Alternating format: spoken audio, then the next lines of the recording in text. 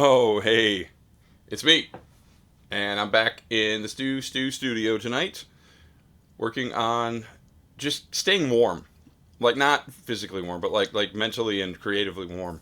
I don't want to go cold. And the new song that I'm currently writing is called Let It Die. And it's not ready to, it hasn't fully formed yet. And so I've actually got some things set up this coming week to help me do that, and we'll get there when we get there. But in the meantime, instead of just sitting here like letting my muscles grow cold, so to speak, um, I thought about hey, maybe it'd be cool to revamp a song. And the first song that came to mind was this song called Tonight. And I wrote Tonight back in I think May or maybe beginning of June of 25. And I wrote it just to give you a little insight. I wrote the song about a night that I was playing at a local venue, and I was going to be introducing this brand new song called "Worth the Wait," which was pretty much like the coolest song I'd written up to that point in terms of like the different parts and the complexity of it. But even like just just sonically, it felt really good, and in the way that the melody played with the chord progression and just different elements there. But I wrote it about getting ready to play that song that night because the subject matter of that song was maybe or maybe not going to be in attendance that night. And so there was a little bit of anticipation and nervousness, and then playing it and just feeling really good about it, and then the positive response that I received after playing it, and then kind of writing. So that's lyrically what the song's about. And I also wanted to make it kind of a little bit different than some of the more straight ahead stuff that I did. And so like the verse drum beat and stuff is a little more a little less just like boom chock. And so but yeah, when I recorded this originally, I didn't have some of the gear that I have. I didn't have nearly as much experience doing this, and so like the knowledge and just kind of like the whatever. So, anyways, I want to redo this, utilizing the things that I've picked up along the way, in order to first of all just give it more of a clean sounding and good full sounding demo for the YouTube video. But also, yeah, just to keep the creative engine, running and keeping it warm so that it doesn't grow cold. So that when I do jump back into Let It Die, I'm coming in. I'm coming in hot, as they say. So, okay, we're gonna jump into kind of a revamp, maybe retooling of Tonight. And I know for one thing, I'm bumping the tempo up, so that'll be good. Okay, so we're going to jump in here, and thanks for listening. So the first thing that we will do is jump into this drum thing because, like I told you, and I might turn this up a little bit. Let me turn up my monitors. Let me see here. What does it sound like? Yeah. So drum selection really important and really cool that there's so many options on here. But I know for a fact, well, I don't know anything for a fact until I do it. But I'm thinking I want to change the kick. And that's the wrong direction to go. I mean, you got. Ooh, I kind of like that a little bit. Yeah, I think I like that. I might drop the tuning of that down a little bit. What's cool too is you can like. Ooh, that's hot. Okay. That sounds absolutely crap. So we're going to get rid of that. I mean, it doesn't sound like crap, but just for this song. Now, I've been loving this Tama Bell brass lately. It's just got nice fullness to it. I'm going to bump the tuning down on that a little bit as well. Let's see here. I might even bump that down a little bit more. We'll see. Okay, but like even the hats, what do we got here? I got the 14. See, I'm going to actually jump to the 17 Masterwork Custom Series that I love. Yeah, these are the wrong. I want bigger, darker sounding cymbals probably. So like this 18 zillion K. I don't like that at all. Just in general. I don't know why I use that. Have you ever done that before? Like when you've like seen something that you've done and you're like, what was I thinking? Well, now for some reason, let's see here. We got all kinds of options here. But we got It's a crash ride. Those are good, but what the heck? Why? Oh, it's a stack. That's why. Okay. Oh, yeah, that's a nice dark. I like that. We'll replace that one. And cool. So that's loaded.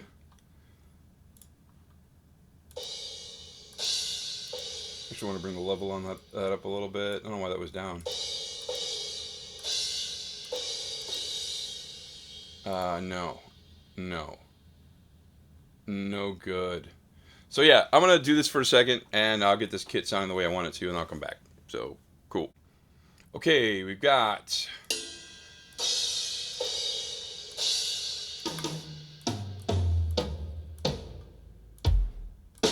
Oh, oh yeah.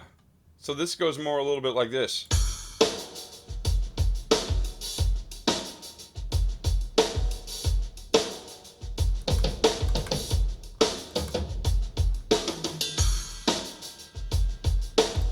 Way, way, way better. Way better. Even if you can't hear the detail because you're hearing this through your phone speakers or something. Which, by the way, listening to this with like AirPods, AirPod Pros, preferably, just for like consumer level stuff. But even if you got better stuff than that, you got some like Grado like references or something. I don't, but I will someday, hopefully. But yeah, so drums, cool. The next thing I'm going to take you on is a tour of. Yeah, I think it might be interesting. So let me jump into it, like get it all set up, and then we will take a little adventure. It'll be fun. Well, let's have a look. So plugins are essentially their virtual ways of manipulating like the sound of a guitar or a bass, or I mean even you can do like mastering plugins. If that doesn't make sense, that's okay. But like equalizing and dynamics like compressors and things like that, and you can spend a whole bunch of money on plugins, or because like you got to buy each individual plugin, or they have this other thing. So this is Waves, and they have what's called Waves Ultimate, which is what I have right here. So it's a monthly subscription, and you get access to everything for as long as you're subscribed. The drawback is once you stop your subscription, then you don't have so any recording you've done that uses that plugin no longer has that plugin on it. And so if you had like a really cool guitar tone that had some, different like just different effects on it and different delays and all that. Now some of the stuff I've used already, there's been a few kind of plugin suites that I have used for especially for guitar.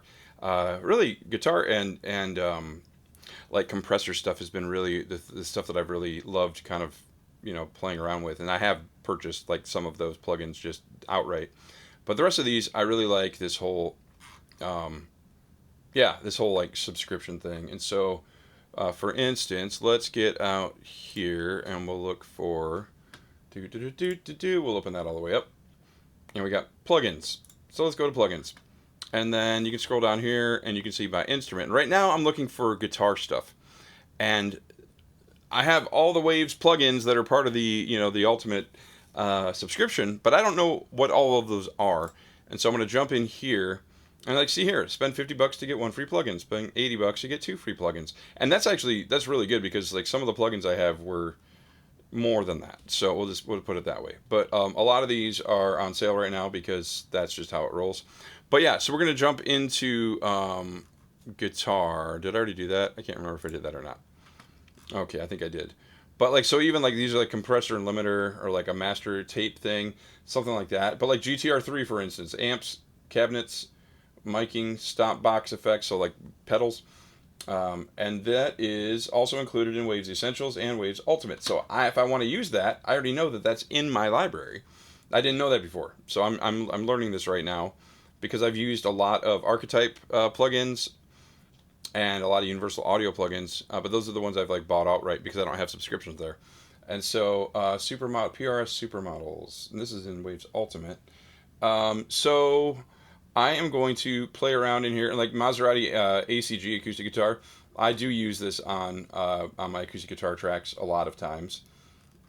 But yeah, it's really there's just a lot of plugins, And then just when you think there's a lot of plugins, they add more. And so, but the other cool thing about having a subscription is like once they add a new one, typically like Jack Joseph Puig guitars, I haven't actually used that yet. I've used his bass plugin. But once they add new stuff too, like if you saw that, where's it at? It was up at the top, I think, where it says like you have a new plugin. Yeah, new plugin added to your subscription. Curves resolve, solve mixing conflicts intelligently. And so some of these are too. They're like AI kind of powered, where it's like intelligent, like where it learns your track and then it looks at places where there's peaks and valleys and different things like that, and clipping and all that, and kind of mitigates a bunch of things. So you don't actually have to be a mixing master to be able to make stuff sound good, which is great because I'm not a mixing master by any means, but I can sound like it. So, anyways, I'm gonna look for some different guitar options and get those loaded up and see what sounds good. So I'll be right back.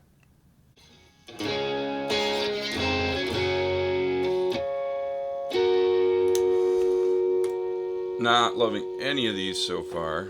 Not that they're not good, just that I'm not loving what they're. I'm not loving what I'm getting out of them. I mean, and you can even play around with. I mean, if you want like an SM57, but you don't want it pointed right at the speakers, it's off axis.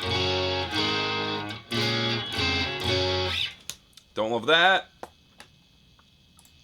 Drive.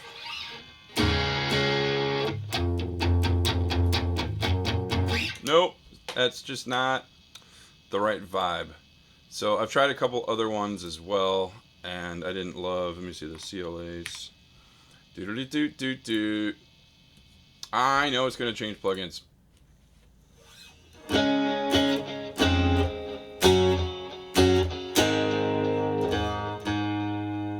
Yeah, that sounds flat.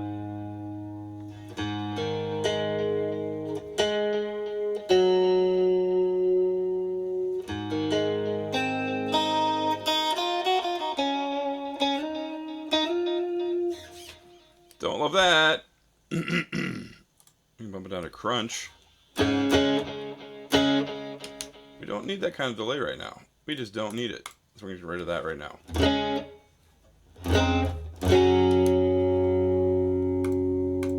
Throw some like 80s style chorus on there. No, thank you. Okay, so what I hate is that I know what plugin I actually want to use. I'm just trying to find another one. But the Corey Wong plugin, even though I'm not playing Corey Wong style songs, it just sounds so darn good. And this like the different things that he's like curated to be a part of his plugin has just been. I think it's just because it's like the first like kind of like suite that I purchased, and so I've gotten a lot of time on it. But let's see here. Lately one, lately DM. What's DM mean? I don't know what that means. Let's see. So this is when I recorded lately. That's not the right vibe for this. But what's cool too is like I'll find like kind of some bass lines, not bass guitar lines, but like a bass bass line, and honest clean strat, honest clean jazz master. Since I'm playing the jazz master.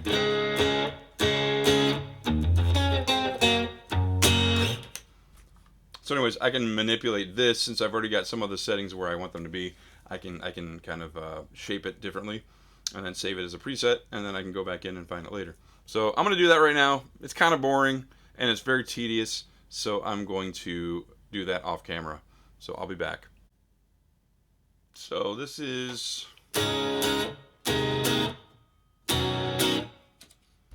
There's different things you can do. You can put an envelope filter on it. Listen to how weird this sounds. Turn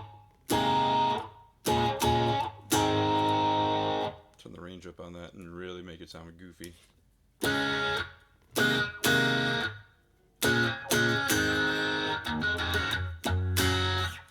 Let's never do that on this song. But I'm just going to kind of run through a little bit and see. This is where the microphone, you can put it right on the center. That does, believe it or not, does make a difference, but putting it off axis sometimes makes it sound more to my liking. So let's just try a little bit of this guy and just see what it sounds like. Uno, dos.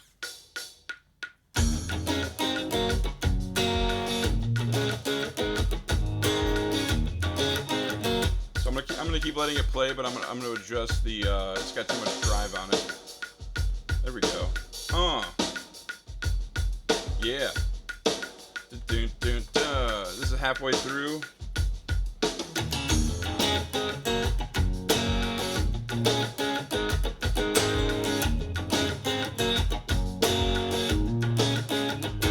Pre-chorus.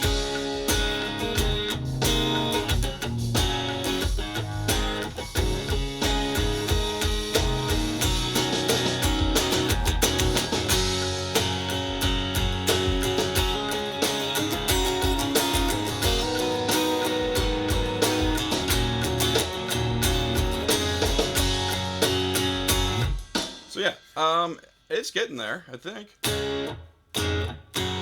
We'll see. Okay, it's getting late, so a couple things, and then I'm going to call tonight. First one, boom. I like Jeff.com picks. That is a green. That is a medium thickness. This is yellow. That is a medium thin. And this is l'orange, as the French say, and that is a thin pick. So yeah. Second thing is I've figured out the guitar tone for the bridge of tonight. Now I told you back during the bridge episode of So Complicated that bridges are really hard, but that they're also really fun when you find what you're looking for. And so tonight's my favorite bridge that I've written, and so I wanted to find real specific guitar tone,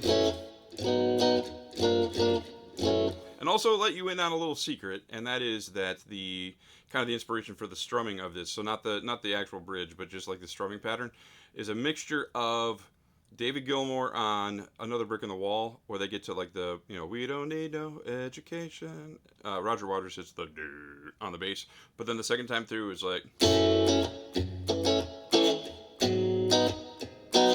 not those chords, but that pattern. Not exactly. And then also, I think it's I Can't Go For That. Uh, um, Hall and Oates, because yeah, John Oates had just a sick Strat sound, and I don't know, man, he was like the secret weapon in my opinion in that band. But that and Daryl Hall's hair, but whatever. If you don't know what I'm talking about, I'm old. Sorry. Anyways, so this is the bridge of that, and yeah.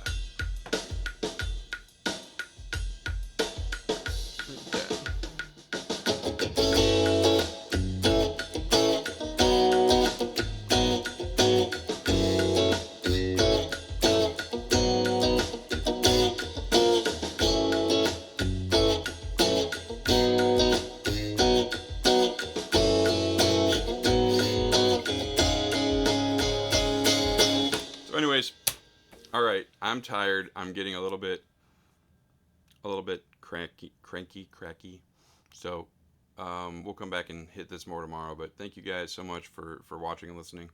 And yeah, we're gonna have a much improved, both structurally and sound wise, version of Tonight here pretty soon. And then we'll jump back into Let It Die. Peace.